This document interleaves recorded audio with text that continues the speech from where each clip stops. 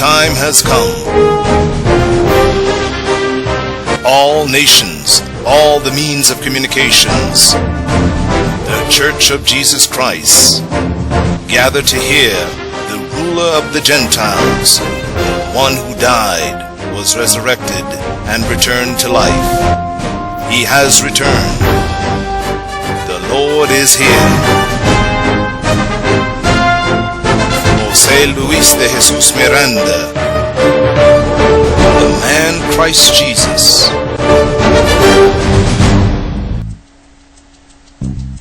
Hello, Blessed. Today's topic is the time of Reformation, and now the man Christ Jesus. Let's go to the letter to the Hebrews. It was symbolic for the present time, in which both gifts and sacrifices are offered, which cannot make him who performed the service perfect in regard to the conscience, concerned only with foods and drinks, various washings.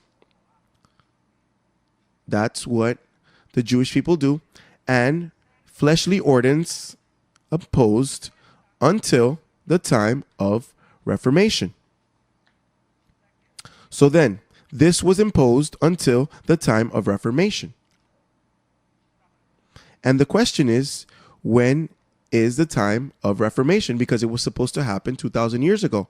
Because as soon as Christ dies, the time of Reformation should have started. But there is a predestination here. Why were things not reformed then? Because even though Christ died, that's when the powers of the age to come came, and things should have been reformed. But for some reason, 2,000 years went by and time was frozen. That's why Paul says that time is a rudiment. In other words, they were supposed to reform things 2,000 years ago, but they were not. Number one, which cannot make him who performed the services perfect. Symbolic for the present time, in which both gifts and sacrifices are offered, which cannot make what? Regarding what? The conscience, because your body will not be perfected. Speaking about the conscience, as soon as I clean your conscience, you start to reign in life. Philippians 3:21. Who will transform what? Why is he going to transform it if it's perfect? The conscience is clean, but the body. Why lowly body? Because look how it has made you feel low. This bandit, hello. What does this thing not hurt? And it hurts, right? Sometimes I get so upset and bothered, but I can't deny the Lord because it has helped me understand this message and to console.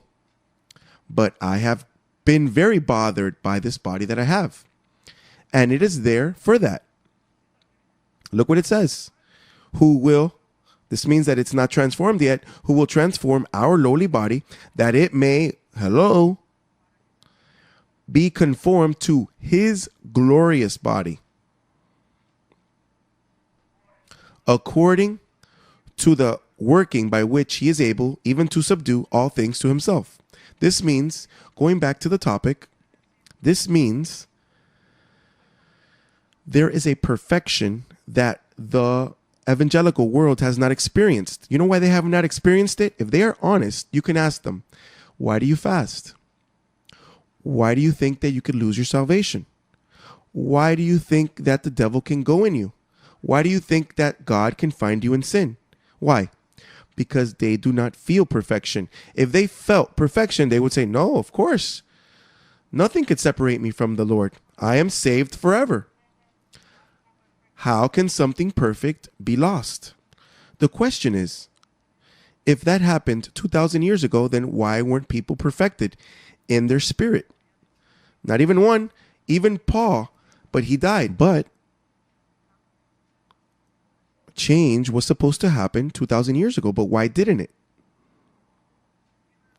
Why couldn't anyone receive a clean conscience? So then, It says,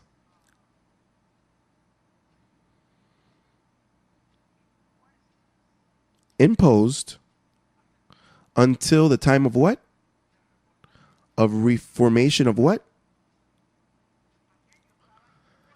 That was imposed until Christ dies and resurrects. But Christ died and resurrected, and it continued being imposed. Are you following me, what I'm trying to tell you? 2,000 years ago, this was supposed to disappear.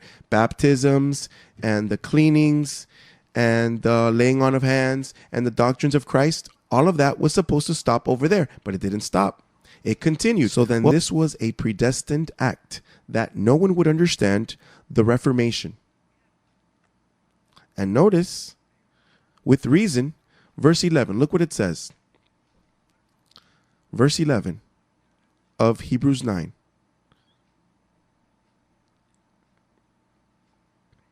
But Christ came,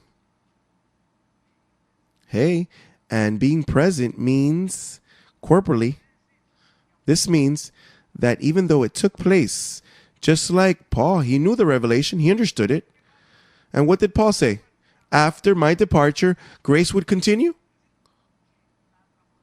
So then the transformation started over there. However, Christ had to come and activate it.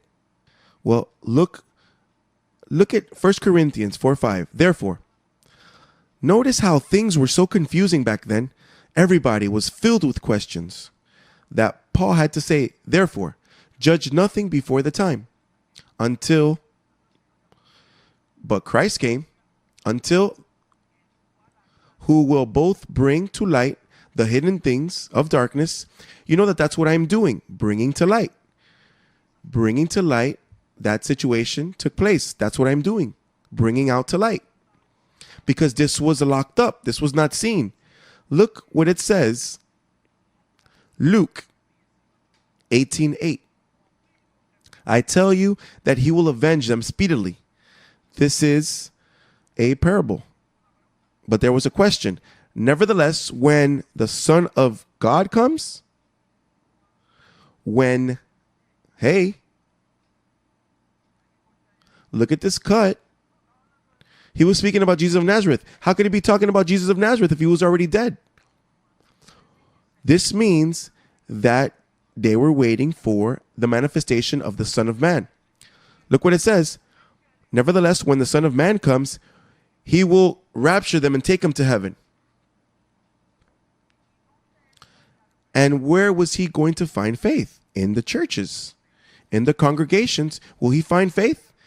How could he find faith? Well, listening to a confession. Will he really find faith on earth? But that's prophetic. Because if you know that the Son of Man would delay so long, and in the death of Jesus of Nazareth and the time of Reformation was supposed to happen, and then now Paul says, after my departure, don't wait for anything, but we have to reform things. But after my departure, it will not be able to happen. But it's supposed to. Yeah, it's supposed to, but I don't understand this. Let's let the Lord come and explain this mess, because I do not understand this. I know that on the cross, Christ changed the covenants, but I do not know how to explain this. Even I'm writing this covenant, and I'm asking why no one pays attention to me. Oh boy. And you would hear the people, he's going to leave us with nothing. Hey, but what he has given you, he changed carobs for pearls.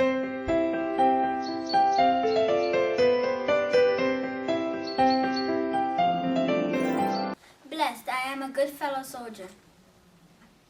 La supera.